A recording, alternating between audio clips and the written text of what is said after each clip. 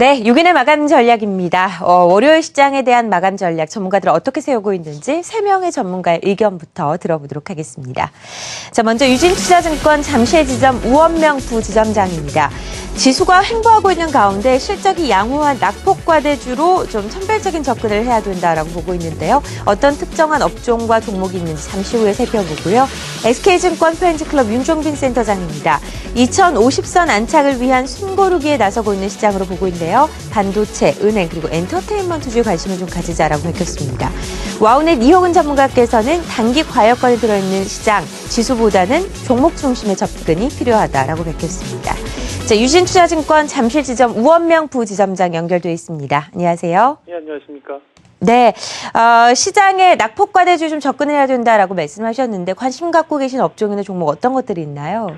이 시장은 지금 보시면은 이제 전체적으로 거래시장 같은 경우는 이제 외국인 매수와 기관 매도라는 큰 틀은 아직 변화가 없는 가운데 일단 지수는 계속해서 횡보 흐름을 보이고 있는데요.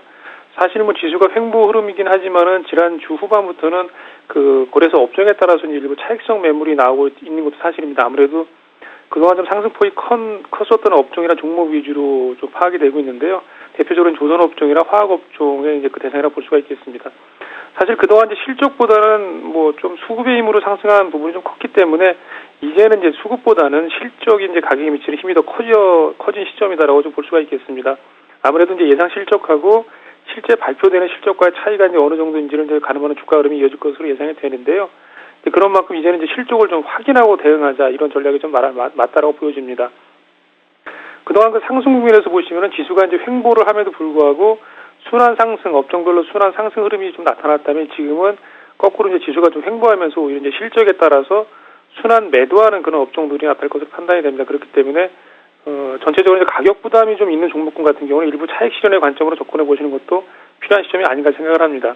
한편 말씀하신 대로 그 일부 중소형주들 중에서 이제 기관의 어떤 수급적인 불균형으로 과매도를 보였던 종목군으로는 일부 좀 반등들이 나오고 있는데요. 역시 뭐 긍정적인 접근 필요할 것으로 판단이 됩니다. 물론 이제 업종을 특정 짓기는 굉장히 어려운데요. 역시 그 실적이나 주가 수준을 고려한 접근이 중요할 것으로 보여지고요.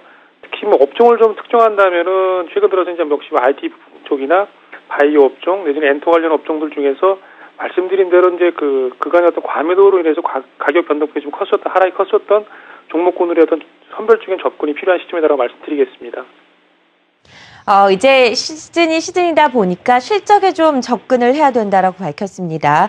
주가 수준을 고려한 접근이 중요한 것으로 보여지는 만큼 종목별로 좀 나눠서 차별화되전 전략이 필요하다라고 밝혔습니다. 유진투자증권 잠실 지점 우원명 부지점장이었고요. 계속해서 3명 전문가들의 의견 더 확인해 보도록 하겠습니다. 와우넷 박영식 전문가입니다.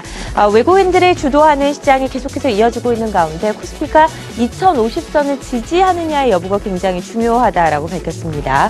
와우넷 김우신 전문가입니다.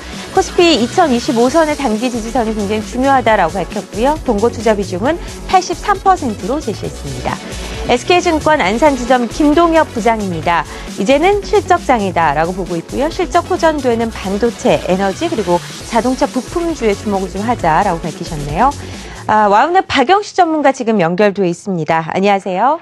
예, 안녕하십니까. 네, 외국인을 주도하는 시장이 지속되고 있다라고 밝혔었는데요. 외국인들의 주도 업종 어떤 종목들인지 그리고 어떤 경향을 나타내고 있는지도 설명을 해주시죠.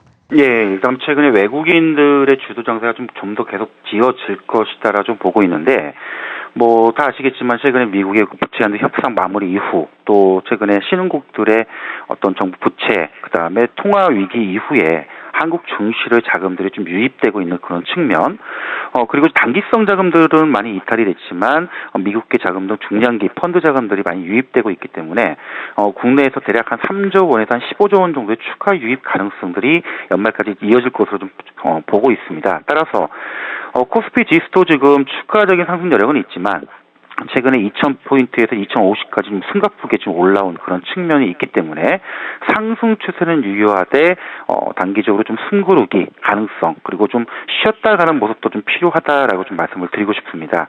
근데 이제 2,050포인트 부근에서의 공방이 좀 예상이 되는데 그 이유 중에 하나는 아무래도 최근에 원달러 환율이 너무 급격히 하락했던 그런 측면이 있었고 외국인들의 매수세가 조금 둔화될 경우 최근에 펀드 환매가 좀 지속되는 과정이 있기 때문에 수급적인 부담 그리고 이제 매수 탄력 둔화의 어떤 그런 흐름들이 이어진다면 코스피 지수는 여기서 좀 횡보 흐름들이 나올 것으로 좀 보고 있고요.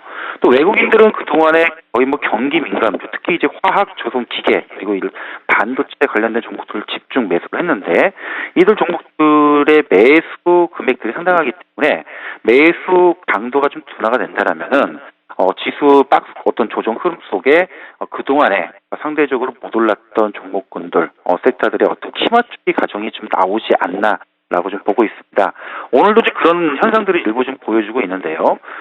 최근에 단기 상승을 많이 했던 종목들은 일부 차익 실현 물량 플러스 숨고르게 진행이 되고 있고 상대적으로 철저하게 시장이 좀 소외되고 낙폭 과대 그리고 많이 오르지 못했던 종목들의 저가 매수가 좀 들어오고 있는데 특히 이제 우리가 흔히들 내수 업종과 일부 의류, 통신 또 우리가 놀자조인 카지노 엔터 종목군들이 그동안에 너무 많이 빠지다 보니까 이 저가 매수가 좀 들어오는 그런 모습이고요.